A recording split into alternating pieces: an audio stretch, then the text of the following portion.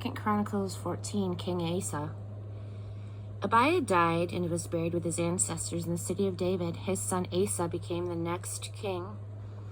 For 10 years into Asa's reign, the country was at peace. Asa was a good king. He did things right in God's eyes. He cleaned house.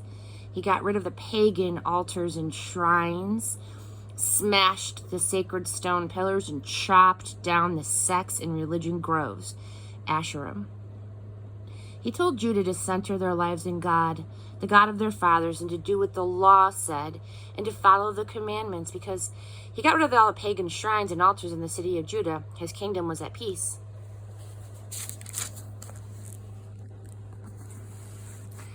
Because the land was quiet and there was no war, he was able to build up a good defense system in Judah, and God kept the peace.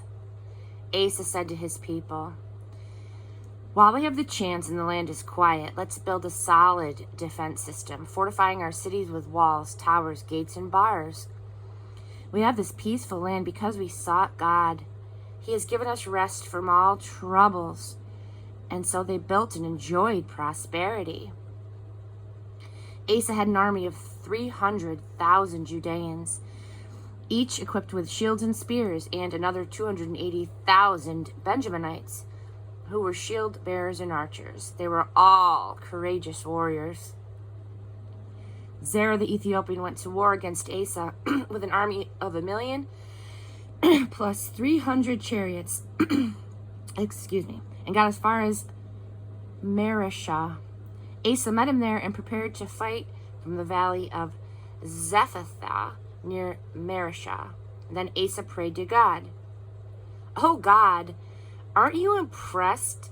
Oh God, you aren't impressed by numbers or intimidated by a show of force once you decide to help. Help us, oh God. We have come out to meet this huge army because we trust in you and who you are. Don't let mere mortals stand against you." God defeated the Ethiopians before Asa and Judah. The Ethiopians ran for their lives. Asa and his men chased them as far as Gerar. So many of the Ethiopians were killed that there was no fight left in them, a massacre before God and his troops. Judah carted off loads of plunder. They devastated all the towns near Gerar, whose people were helpless, paralyzed by the fear of God, and they looted the country. They also attacked herdsmen and brought back a lot of sheep and camels to Jerusalem. Chapter 15. Then Azariah, son of Obed, moved by the Spirit of God, went out to meet Asa. He said, "Listen carefully, Asa. Listen, Judah and Benjamin. God will stick with you as long as you stick with him. If you look for him, he will let himself be found. But if you leave him, he will leave you." Amen. For a long time, Israel didn't have the real God, nor did they have the help of a priest or a teacher or a book. But when they were in trouble and they got serious and they decided to seek God, the God of Israel, God let himself be found. At that time, it was a dog-eat-dog world. Life was constantly up for grabs. No one, regardless of country, knew what the next day might bring. Nation battered nation. City pummeled city. God let loose every kind of trouble among them. But it's different with you. Be strong. Take heart. Payday is coming. Asa heard the prophecy of Azariah, son of Obed. He took a deep breath and rolled up his sleeves and went to work. He cleaned out the obscene and polluting sacred shrines from the whole country of Judah and Benjamin, and from the towns that he had taken in the hill country of Ephraim. He spruced up the altar of God that was in front of the temple porch.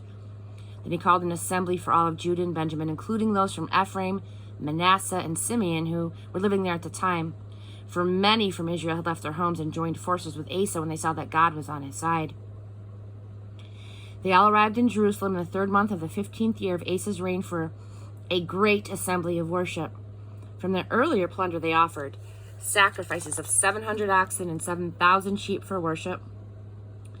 And then they bound themselves in a covenant to seek God, the God of their fathers, wholeheartedly, holding nothing back. And they agreed that anyone who refused to seek God, the God of Israel, should be killed. No matter who it was, young or old, man or woman, they shouted out their promise to God, a joyful sound, accompanied with blasts from trumpets and ram's horns. The whole country felt good about the covenant promise. They had given their promise joyfully from the heart.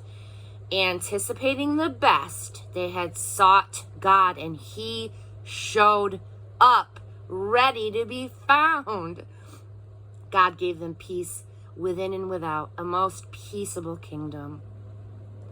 In his cleanup of the country, Asa went so far as to remove his mother, Queen Maacah, from her throne because she had built a shockingly obscene image of the sex goddess Asherah. Asa tore it down, smashed it, and burned it up in the Kidron Valley. Unfortunately, he didn't get rid of the local sex and religion shrines, but he was well-intentioned. His heart was in the right place, loyal to God. All the gold and silver vessels and artifacts that he and his father had consecrated for holy use, he installed in the temple of God. There wasn't a trace of war up to the 35th year of Asa's reign.